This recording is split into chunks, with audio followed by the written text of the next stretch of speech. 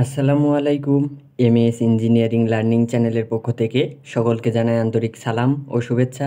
আশা করি প্রত্যেকে ভালো আছেন।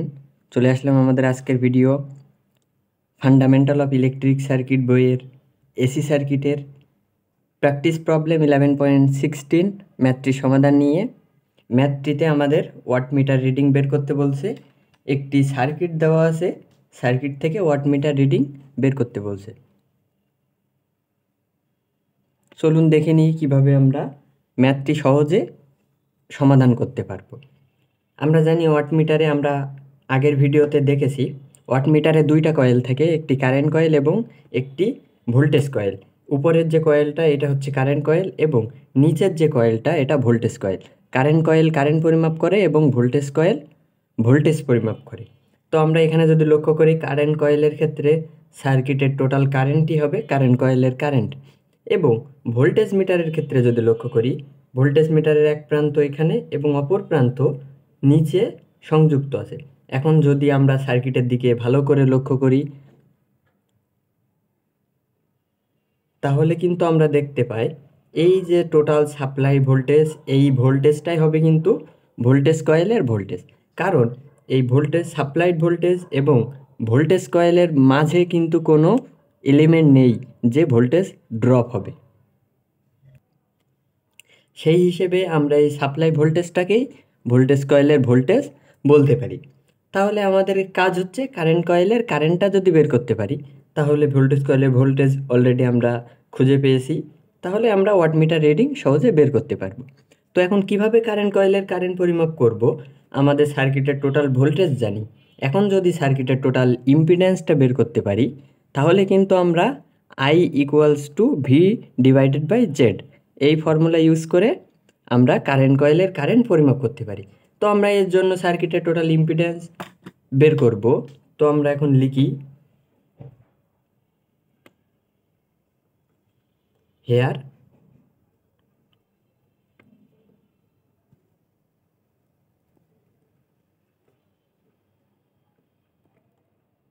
টোটাল ইম্পিডেন্স, তাহলে আমরা যদি জেডটি দ্বারা প্রকাশ করি কি হবে? আমরা দেখতে পাচ্ছি এই 12 ওহম এবং J9 ওহম এই দুইটা প্যারালালে সংযুক্ত আছে। তো আমরা এই দুইটাকে প্যারালালে দিয়ে দিই 12 প্যারালাল J9, এবং এই দুইটা শাখার সাথে 4 - J2 এই যে শাখাটা সিরিজে সংযুক্ত। তো আমরা এটা সিরিজে দিয়ে দিই 4 - J2। আবারও বলছি 12 ওহমের সাথে J9 ওহম প্যারালালে সংযুক্ত। তো আমরা এখানে প্যারালাল করলাম এবার, এবং এই দুইটার সাথে 4 - J2 সিরিজে সংযুক্ত আছে। তো আমরা জাস্ট সেটাই করলাম। এখন যদি ক্যালকুলেশন করি দেখি কি মান আসে।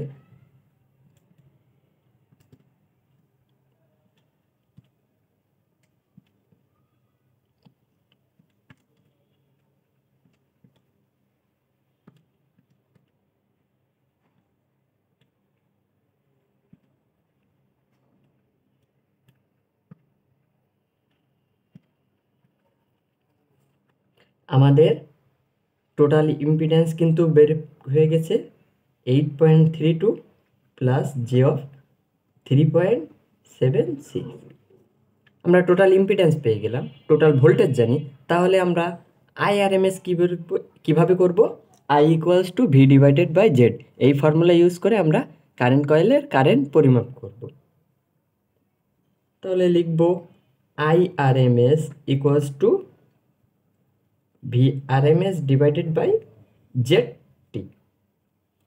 তো আমরা এখানে ভোল্টেজ 120∠30°, জেডটির মান বসিয়ে দিব 8.32 প্লাস J3.76। জাস্ট আমরা এবার ক্যালকুলেশন করলেই কিন্তু মানটা পেয়ে যাব।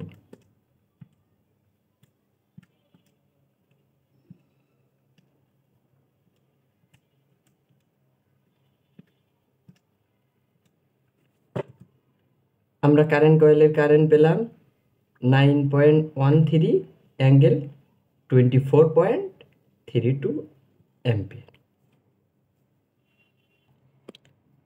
সরি, একটু ক্যালকুলেশনে মিস্টেক করে ফেলছি।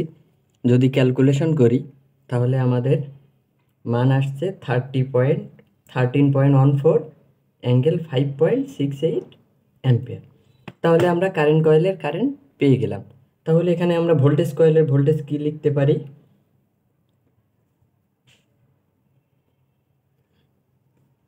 তো ভোল্ট, কারণ আগেই বলছি এই যে দুই প্রান্ত অর্থাৎ এই প্রান্ত এবং এই প্রান্তের মাঝে একটি মাত্র ভোল্টেজ রয়েছে এবং কোনো এলিমেন্ট নাই যেগুলো ভোল্টেজ ড্রপ করবে। তাহলে আমরা এই সাপ্লাই ভোল্টেজটাই বলতে পারি ভোল্টেজ কয়েলের ভোল্টেজ। তাহলে আমরা কারেন্ট কয়েলের কারেন্ট পেলাম, ভোল্টেজ কয়েলের ভোল্টেজ পেয়ে গেলাম। তাহলে এখন আমরা ওয়াটমিটার রিডিং কীভাবে বের করতে পারবো? ওয়াটমিটার রিডিং বের করার সূত্র অনুযায়ী আমরা সূত্রে বসালেই আমরা অ্যান্সার পেয়ে যাব। তাহলে আমরা এখানে লিখি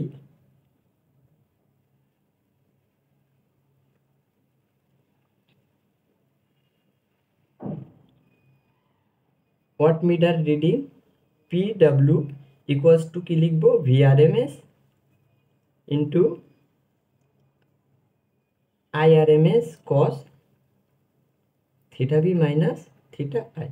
কারণ আমরা জানি ওয়াটমিটার সবসময় অ্যাক্টিভ পাওয়ার পরিমাপ করে, সো আমরা অ্যাক্টিভ পাওয়ার বের করার ফর্মুলা এখানে ইউজ করলাম। তো VRMS এখানে 120, IRMS 13.14, cos থিটা ভির মান এখানে 30 মাইনাস থিটা আই এর মান 5.68। এটা আমরা ক্যালকুলেশন করলে অ্যান্সার পেয়ে যাব।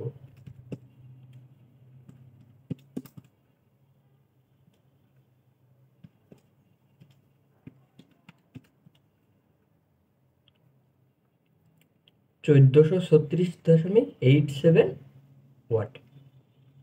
আমরা কিন্তু অলরেডি অ্যান্সার পেয়ে গেছি।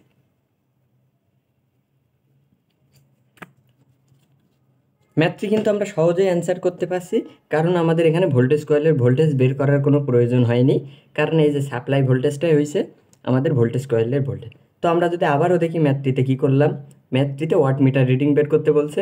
তো ওয়াটমিটারে আমরা সাধারণত দুইটা কয়েল জানি, কারেন্ট কয়েল এবং ভোল্টেজ কয়েল। তো কারেন্ট কয়েল কারেন্ট পরিমাপ করবে এবং ভোল্টেজ কয়েল ভোল্টেজ পরিমাপ করবে। তো ভোল্টেজ কয়েলের ক্ষেত্রে আমরা ভোল্টেজ অলরেডি পেয়ে গেছি। কারেন্ট কয়েলের ক্ষেত্রে সার্কিটের টোটাল কারেন্টটাই হচ্ছে কারেন্ট কয়েলের কারেন্ট। তো আমরা সেই দিকে যদি আমরা সার্কিটের টোটাল ইম্পিডেন্স পাই, আমরা সার্কিটের টোটাল ভোল্টেজ জানি, ভোল্টেজ দেওয়া আছে, তাহলে আমরা I ইকুয়ালস টু V/Z এই ফর্মুলা ইউজ করে আমরা কারেন্ট কয়েলে কারেন্ট বের করতে পারবো। তো আমরা প্রথমে টোটাল ইম্পিডেন্স বের করলাম, সেখান থেকে কারেন্ট কয়েলের কারেন্ট পরিমাপ করলাম, তারপরে ওয়াটমিটার রিডিং বের করার ফর্মুলা দিয়ে ওয়াটমিটারের রিডিং বের করলাম। আশা করি ম্যাথটি সকলে বুঝতে পারছেন। এরপরে যদি কারো কোথাও বুঝতে অসুবিধা থাকে অবশ্যই কমেন্ট করবেন। ধন্যবাদ সবাইকে।